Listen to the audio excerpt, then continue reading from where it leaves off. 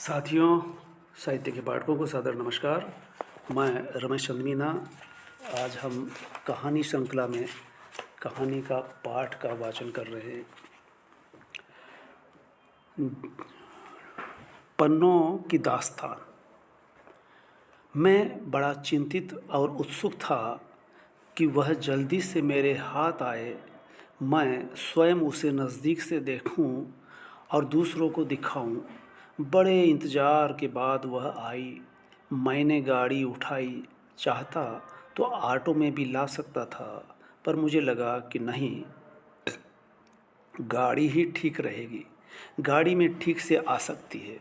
घर लाने के बजाय मैं हम तुम के यहाँ छोड़ आया। पर ज्यों-ज्यों दिन बीतने लगे, मेरी उत्सुकता चिंता में बदलने लगी कि यह निकल क्यों नहीं रही। अब मैं उसके न निकलने को लेकर चिंता में था। पहले आने के लिए रहा कि आ क्यों नहीं रही, इतनी देर क्यों हो रही है। एक लेखक को पुस्तक कितनी प्रिय होती है, इससे अंदाज़ा लगाया जा सकता है। पर प्रेमिका और पुस्तक, प्रेम में बड़ा फ़र्क होता है। प्रेमिका को सबसे छुपा कर रखा जाता है 7 पर्दों में, और इसे सबको खुशी से दिखाया जाता है।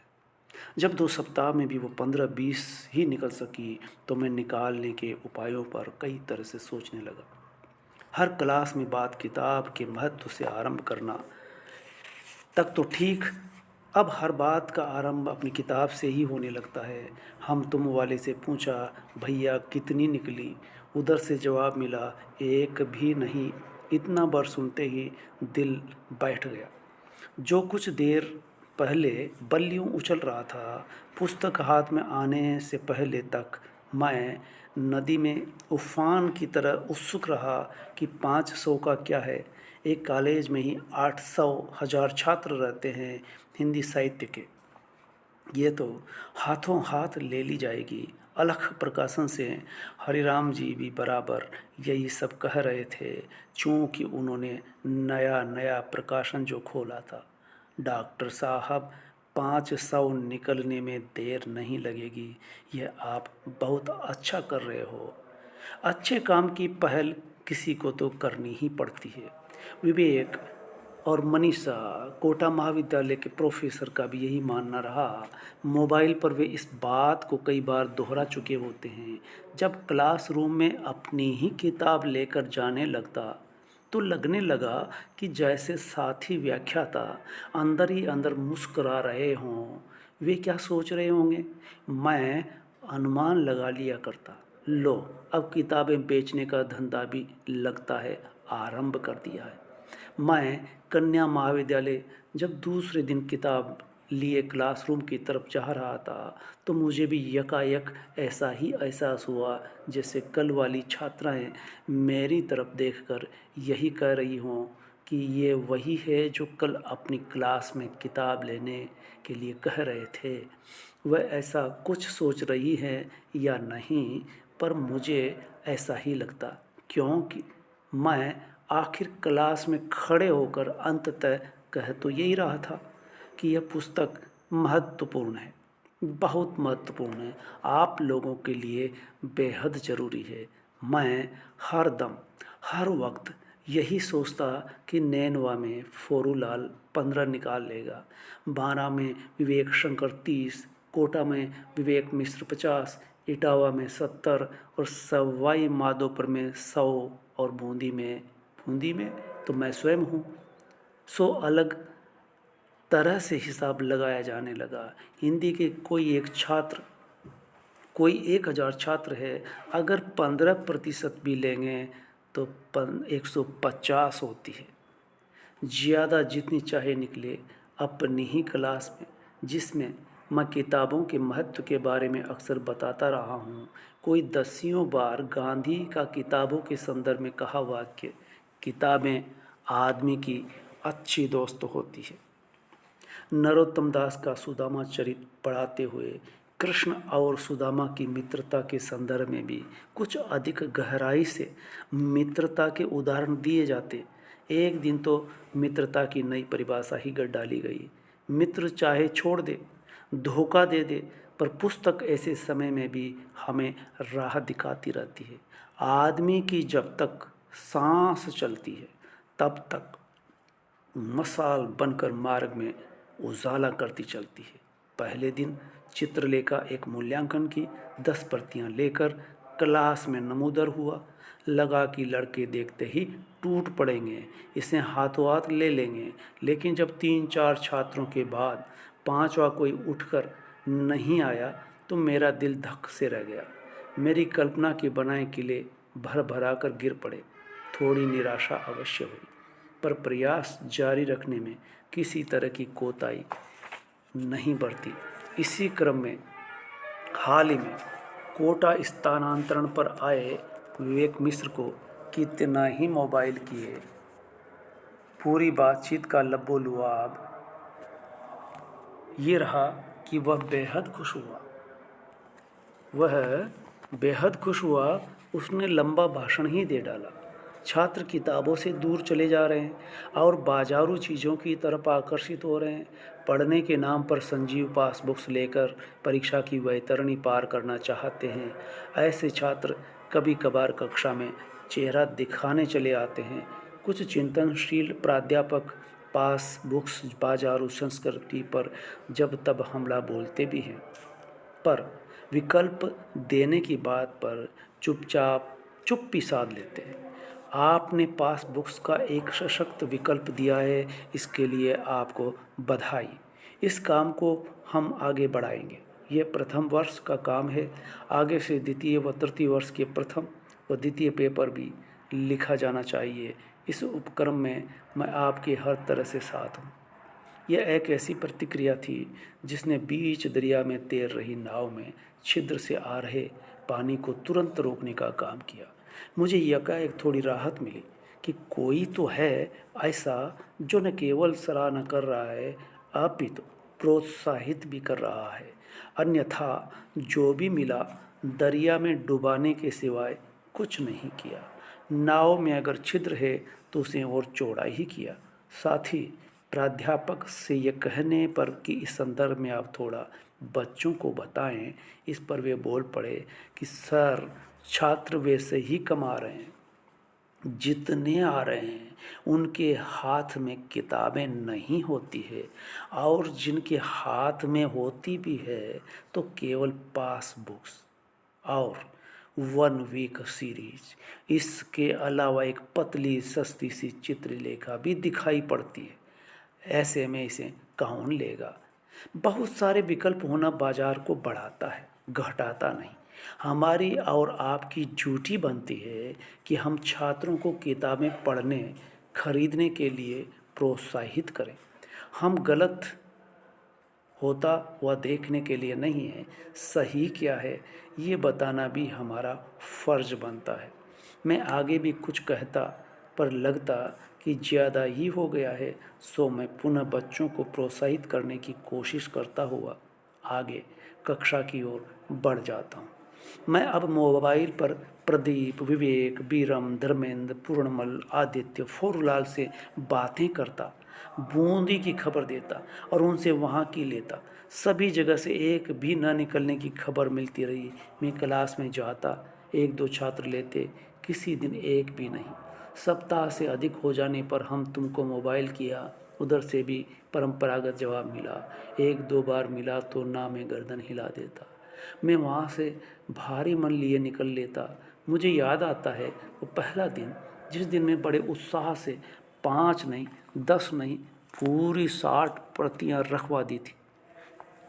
वैसे ही क्लास में एक सेठ, जिसमें 15 निकलती है, लेकर गया और आधी से भी अधिक वापस लेकर लौट आया। आखिर किया क्या जाए?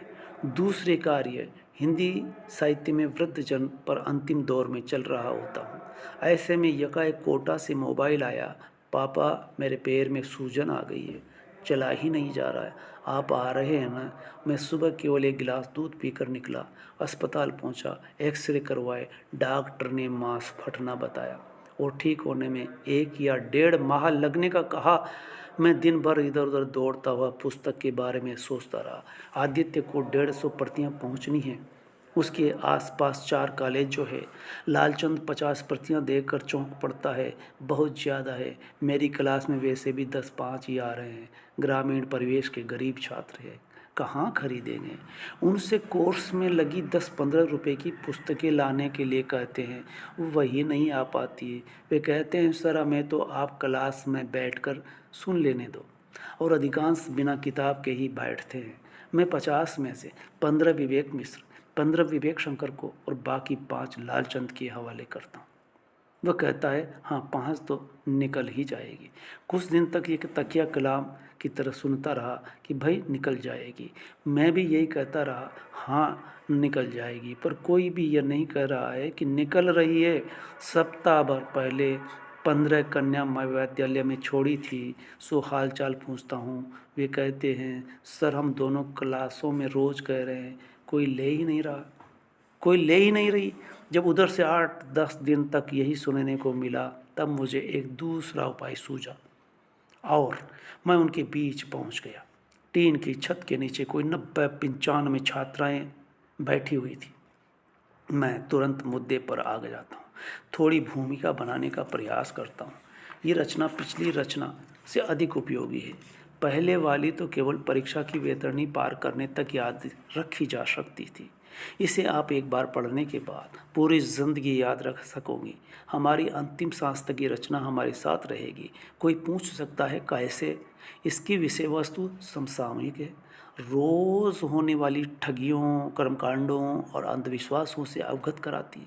हाल ही में घटी घटना से जोड़ने के लिए मुझे आसाराम और राम रहीम याद आए, जो अब जेल में हैं। उपन्यास का पात्र योगी कुमारगिरी और चित्रलेखा प्रकरण पाठकों को सुनाता और जागरूक करता। संत के चोले में रहने वाला स्त्री को पाकर अपना योग भूलकर प्रयोग की बात करने लगता है। वह योगी से भोगी में तब्दील हो जाता है। कल के योगी कुमारगिरी से आज के आसाराम में बड़ी समानता है। लाखों भक्त और 450 आश्रम का संचालक आसाराम का स्थान अब जेल में है। देश भर में इसके पीछे भक्तों की भक्ति कम, अंधश्रद्धा ज़्यादा रही है। ये रचना उसी अंधश्रद्धा को सबके सामने खोलकर बयां करती है। इस तरह से ये रचना न केवल परीक्षा तक अपितु पूरे जीवन में भी हमें रास्ता दिखाती हुई साथ रहेगी। आए दिन घर आ धमकने वाले संत, महंत और साधु जो भगवान दिखाने का दावा करते हैं और हम रोज़ ठगे जाते हैं, योगी कुमारगिरी कुछ ऐसा ही तो करता है जिसका भंडाफोड़ इसकी नायिका चित्रलेखा करती है। अंत में कुछ छात्राओं से सवाल करता हूँ, जवाब देने वाली को एक प्रति इनाम में देकर तुरंत लौट पड़ता हूँ। ईश्वर, धर्म और पाप पुण्य हर इंसान से जुड़ा मुद्दा रहा है। इसका परीक्षा से कोई सरोकार न हो ऐसा नहीं है। शिक्षित भी है तो भी वह ईश्वर में अंधश्रद्धा रखने वाला हो सकता है। ऐसे में अशिक्षित से क्या उम्मीद की जा सकती है भला? ईश्वर है या नहीं जैसे सवाल कुछ वामपंथी, अनीश्वरवादी और नास्तिक लोग उठाते रहे हैं। कुछ बहसें भी होती है जिसके निष्कर्ष में श्रद्धावान सामने वाले को आस्थाहीन कहकर पल्ला झाड़ लेता रहा है। जब चाणक्य कुमारगिरी के बताए ईश्वर को स्वीकार नहीं करता है, तब वह उसे यही कहता है। लेकिन जब चित्रलेखा भी यही सवाल करती है, तब पूरी सभा में केवल 2 ही होते हैं जो ईश्वर को नकारते हैं। इससे भी बड़ी बात तो तब घटती है जब वह योगी से ही उल्टा पूछ बैठती है कि क्या वास्तव में सत्य और ईश्वर के स्वरूप को जो सारी सभा को दिखलाया है, क्या उससे स्वयं ने भी देखा है? सवाल का जवाब नहीं मिलता। उपन्यास की चित्रलेखा अपने कद से ऊपर उठ जाती है। साहसी और प्रति उत्पन्नमति की धनी महिला कहलाती है। पाठक इस प्रकरण से सहमत होने लगता है। उसकी अंधश्रद्धा के जाले झड़ने लगते हैं। यही कारण है कि मुझे यह पुस्तक बेहद अच्छी ही नहीं, क्रांतिकारी और समयानुकूल लगी। मैं चाहता हूँ कि छात्र व छात्राएं ज़्यादा से ज़्यादा इसे पढ़ें, पर कैसे? जबकि समस्या यह है कि वे किताबें पढ़ते ही नहीं हैं। एक संजीव पासबुक पढ़ने वाला छात्र कैसे इस रचना से मुखातिब हो सकता है? सो मैंने पिछले साल प्रकाशक से 10 उपन्यास मंगाकर छात्रों को उपलब्ध कराए, इस वर्ष 15 मंगाकर, और अंत में उसका मूल्यांकन सामने लाया ताकि ये कहा जा सके कि अगर जो नहीं पढ़ते हैं पुस्तक वह भी उसकी आधी से भी कम कीमत पर इसे पा सकते हैं। पुस्तकें छात्र पढ़ें और लें, इसे सभी मानते हैं, पर पहल कौन करे? कौन प्रकाशक, लेखक और विक्रेता बने? कौन विकल्प दें? कौन विकल्प दें? मुझे पता नहीं क्यों ये बात सूझी कि छात्र हित में ऐसा करना ही चाहिए। बस फिर पीछे मुड़कर नहीं देखा। वैसे भी ओखली में सिर दिया है तो मूसल तो पड़ेंगे ही, कुछ सुनना पड़ेगा, अतिरिक्त मेहनत करनी ही पड़ेगी। साथी जिन्हें कहते हैं वे साथ छोड़ेंगे ही तो रास्ते पर नए राही भी मिलेंगे। बहुत दिनों बाद मैंने फोरूलाल को मोबाइल लगाया। भाई कैसा चल रहा है? वो थोड़ा सा अलग हटकर बोला, सबसे अलग सर, 12 निकल गई है और 3 भी निकल जाएगी। 50-60 की संख्या में इतने का ले लेना मेरे 10% के आंकड़े को यूं पार कर लेगा, ये तो कल्पना से भी परे था। मेरी अपनी क्लास में 50% का लेना कुछ अलग कहानी बयां करता है। अगर पुस्तक के बारे में बार बार कहा जाए, अलग अलग तरह से समझाया जाए तो वे समझते हैं। कन्या महाविद्यालय से भी खबर मिली कि वहाँ भी 30 निकल गई है। भले ही बाकी कुछ बातें कर रहे हैं, कुछ ऐसे भी हैं जो कुछ नहीं कर रहे हैं। बातें ही सही, पुस्तक विरोधी समय में पुस्तक पर बातें किया जाना भी मायने रखता है। पता नहीं क्यों मुझे लगता रहा है कि ऐसा करके मैं अशोक वाजपेयी के पिछले वर्ष पुस्तक पर्व में कहे कथन महाविद्यालय और विश्वविद्यालय के हिंदी के प्राध्यापक छात्रों को साहित्य पढ़ने से विमुख करते हैं। उनके इस कथन को गलत साबित करने के उपक्रम में ये चंद प्रयास करने में बेशक सुनने को मिलता है कि क्या प्राध्यापकों को अब किताबें भी बेचनी पड़ेगी? कितना मिलेगा इसमें? मैंने कहा ये व्यवसाय नहीं है, छात्र हित में उठाया गया कदम है। इसी बात से हम तुम वाला भी सहमत हुआ और बिना किसी लाभ की पुस्तकें रखने के लिए तैयार हुआ। और भी साथी साथ दे रहे हैं। अगर होने लगे निराश तो उसके भी बहुत से तर्क मिल जाएंगे। कोई 10 कॉलेज में 500 निकले तो पुस्तक पढ़ने वालों की गिरी हुई स्थिति का अंदाज़ा लगाया जा सकता है। ये तो सरासर घाटे का सौदा है। बेशक सौदा तो घाटे का ही है, पर कबीर के रास्ते पर चलने वाले सौदा करने लगे तो फिर सामाजिक कार्य कौन करेगा? जो घर जा रे आपनो चले हमारे साथ, कबीर ही कह गए, जो घर जा रे आपनो चले हमारे साथ। कबीर को समझ लेने के बाद कोई व्यवसाय कर भी नहीं सकता। यह तो जन जागरूकता अभियान का एक छोटा सा हिस्सा। पुस्तक निकल रही है, कम कम ही ले रहे हैं छात्र। शुरुआत तो पहली पायदान से ही करनी होती है। सो जितनी भी निकल कर पहुँच रही है छात्रों के हाथों में, कम ही सही लेने तो लगे हैं। ये भी कम संतोषप्रद नहीं है कि निकल रही है, कुछ हाथों में पहुँच रही है। धन्यवाद। ये थी कहानी पन्नों की दास्तान। ये कहानी आदिवासियत और स्त्री चेतना की कहानियाँ संग्रह का हिस्सा है और वहाँ निकल रही है शीर्षक से प्रकाशित होती है। एआई से इसी कहानी पर कविता भी बनी है जिसको आप अगले वीडियो में सुन सकेंगे। धन्यवाद।